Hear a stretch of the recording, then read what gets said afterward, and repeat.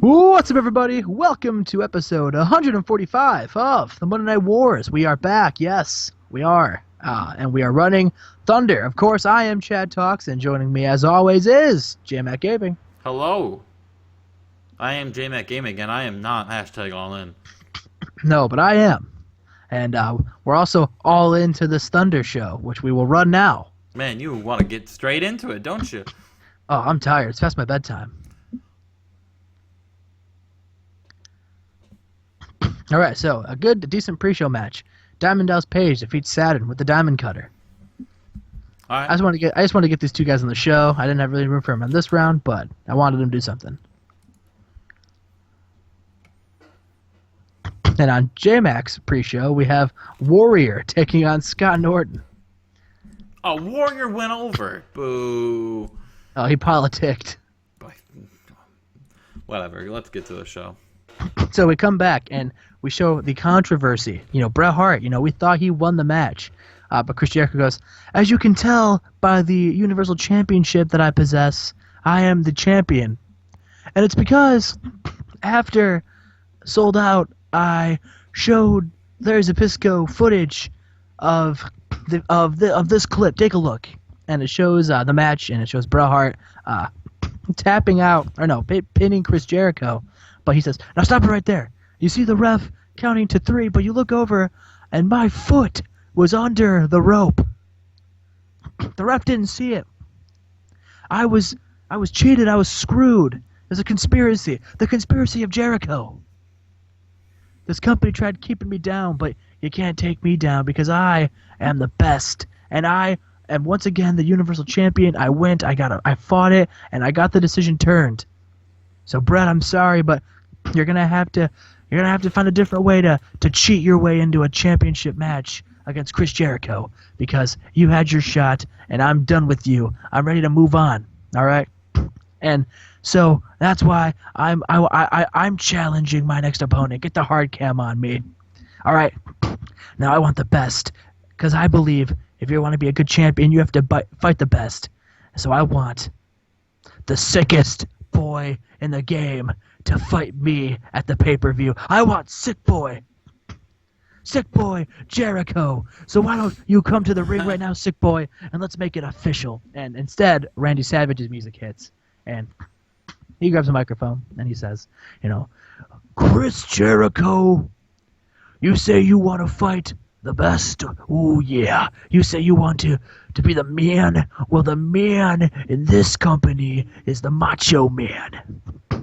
And you see, Chris, you have something that I want. I want to be world champion again. And ever since I've came to Thunder, that's been my one goal. Oh yeah. So the Madness Jericho is going to be the one who fights you at the pay-per-view. And I've already talked to Zbyszko about it. The main event tonight is the Hitman Hart and the Macho Man. And the winner gets an opportunity at your title. Oh yeah.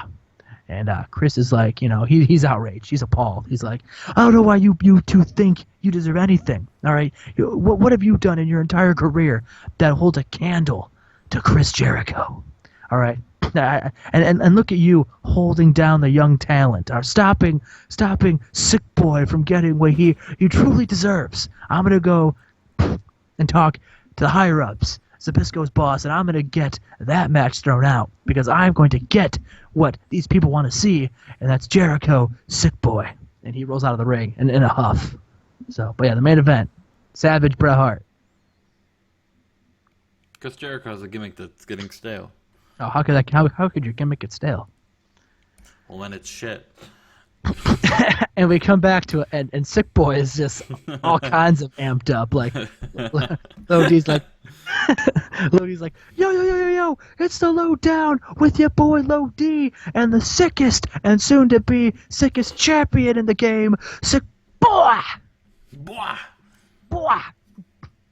Now, Chris Jericho challenged my boy, Sick Boy, to a match for his title. It'll be too easy. All right. If you cherish that belt, you'll stick to Brett and Randy because you don't want any of this boy. All right. This is a sick boy. All right. Not a sick kid, not a sick fool. A sick boy, the sickest boy. And on top of that, we have me. And I am entered into the Cruiserweight Classic.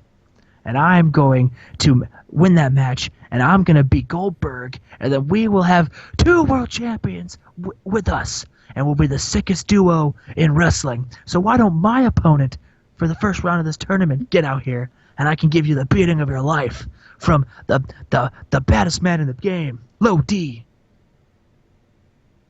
So Low D's waiting for his challenger, and Chris Out Benoit's comes music Benoit. hits.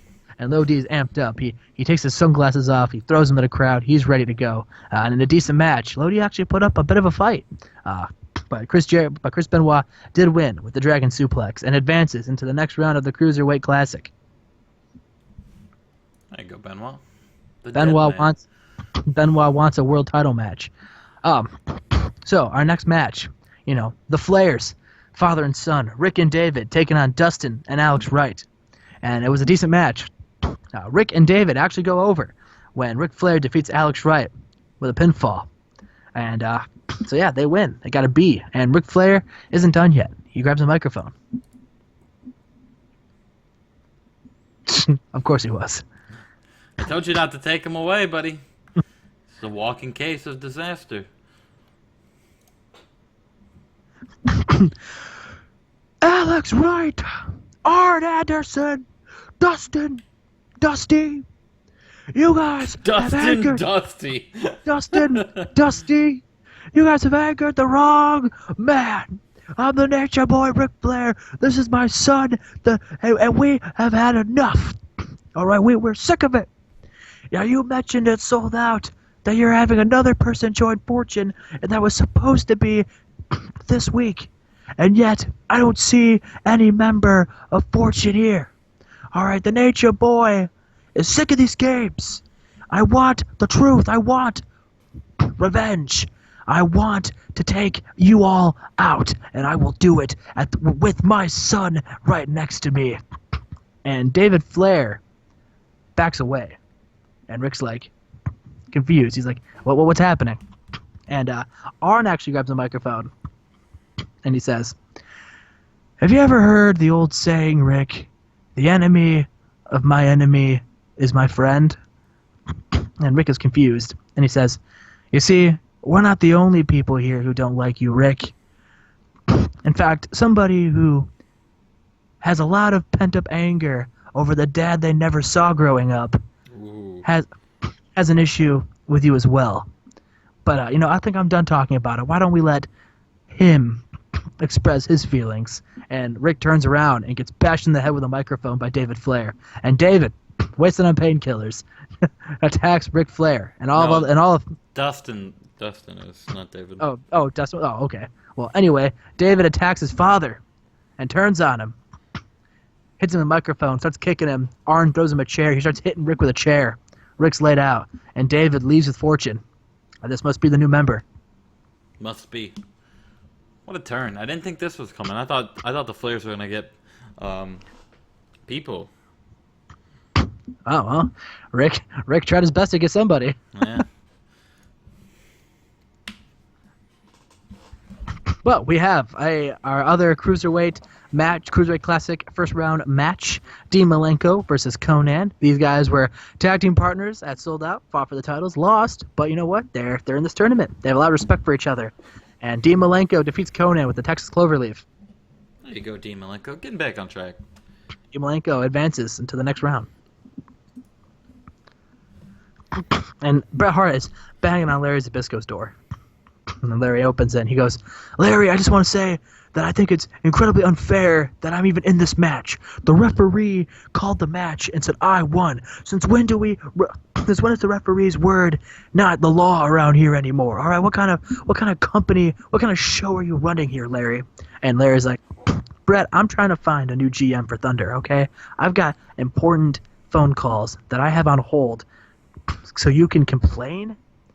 Since when do the Hearts complain? All right, aren't you the quote unquote best there is, best there was, and the best there ever would be? All right, Bret. So why don't you stop complaining, get in that ring, beat Macho Man tonight, and then you can get your rematch against Chris Jericho. And if you're as confident as you say you are, then you should be able to beat him no problem. And I'll tell you what.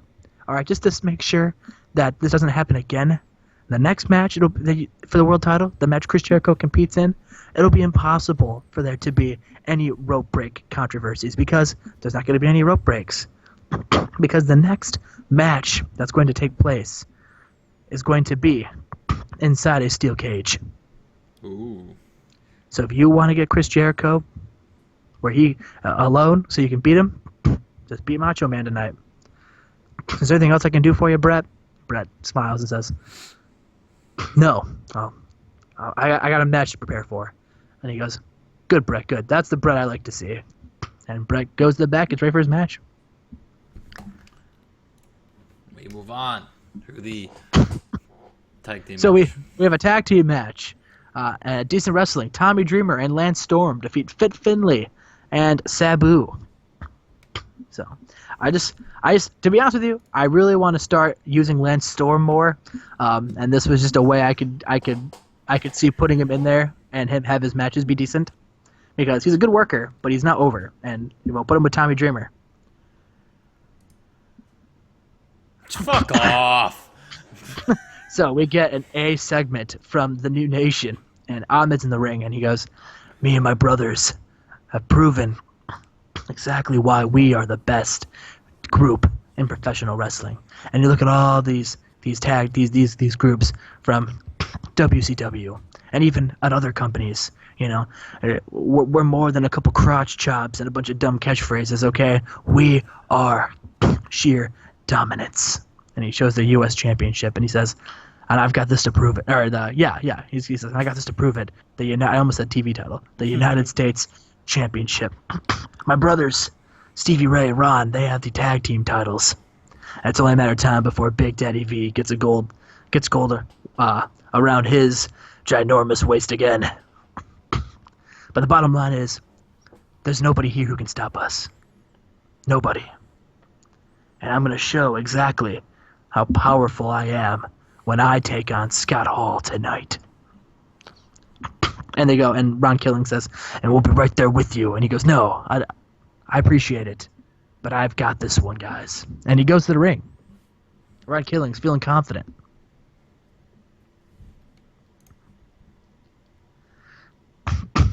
And in a superb match, Scott Hall actually upsets Ahmed. I don't even think it's an upset. I think he just wins. I mean, you see Scott Hall. He's Scott Hall, for God's sakes. 2 stars here on Thunder. Yeah. 2 stars going head-to-head, and Scott Hall beats Ahmed in a hard-fought match at the Razor's Edge. Move on.